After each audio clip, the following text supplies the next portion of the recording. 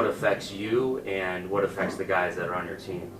More than what it affects me, I'm kind of looking after the players and what goes through their mind, and some of them that are having a good year that they might be, wake some interest in on some other teams. I mean, there's always that little what if on their end. On my end, I don't think about it too much. Unfortunately, everywhere you look, whether it's social media, you turn the TV on, they're talking about the trades, and there were a lot of trades this year, and some of those trades involved some of our players in the big league level. So definitely, it's something that we're aware of, but we don't let it consume much of our time.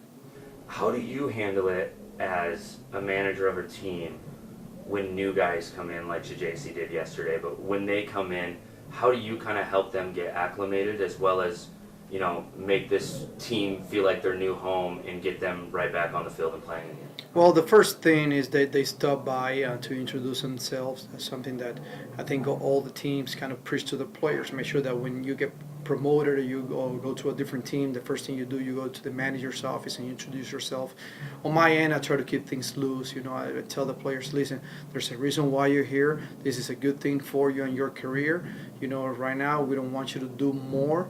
Just it's going to take some time for you to adapt to the group and all that. But I think that I get some help from the veteran players that been here, and we have a good group of guys that you help that welcome to be warm and make those guys feel like they're at home. So I do my part, and some of our players do their part too. In the case of Thomas, when he came in yesterday, right away we talked about the signs and stuff and what he likes to do, his routine, and we just want to make him feel like just an easy transition for him, where he continues to do his routine prior to the game, and when he's playing the game, just go on and play your game. Obviously, he's having a good year, so we just wanted to continue to do that and feel comfortable at the same time.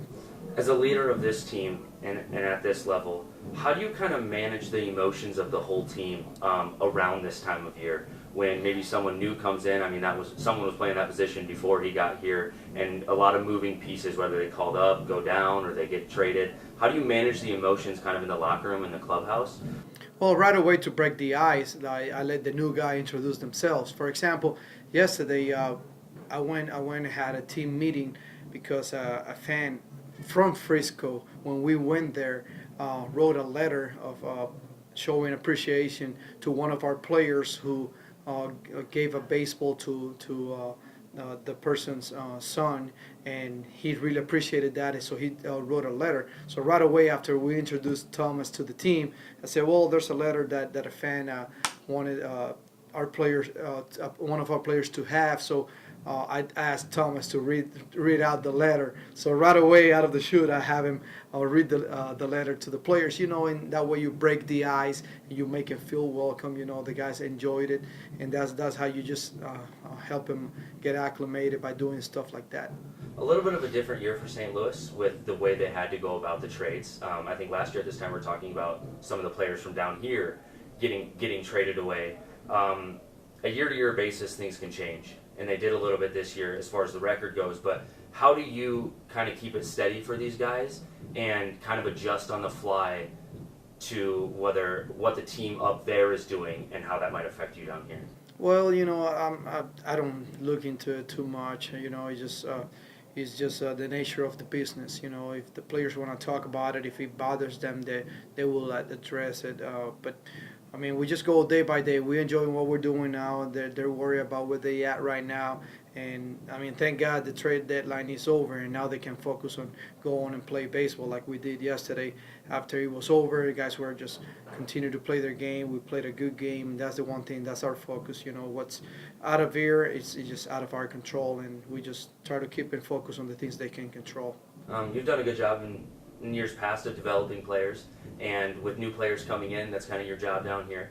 How do you kind of go about scouting the new guys coming in here?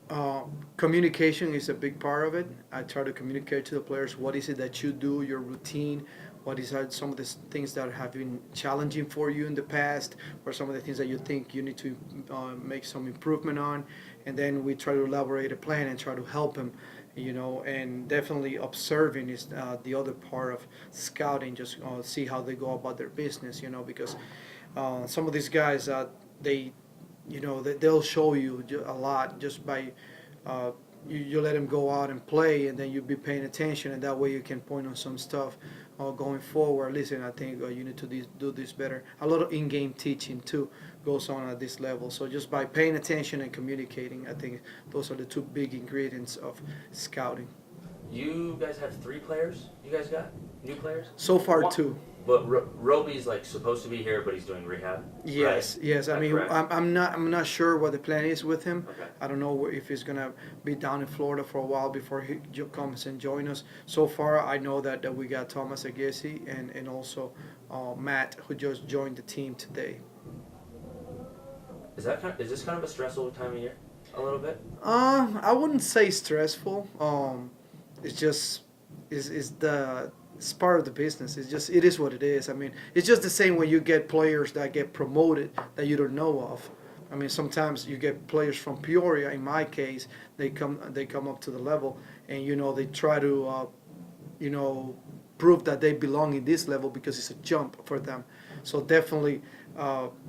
For those players that I don't know, I'm not aware of, it's just I get to know them, and it happens year in and out, right, during this time of the year where your team just completely changes. So I'm used to it by now. Same way some players get promoted, some players get demoted, players that I don't know, even though they're in their organization, I know who they are, but I don't know them as a player or as a person, and it takes time. So, but I've done it for so long now that I'm kind of used to it. So it's not as stressful for me.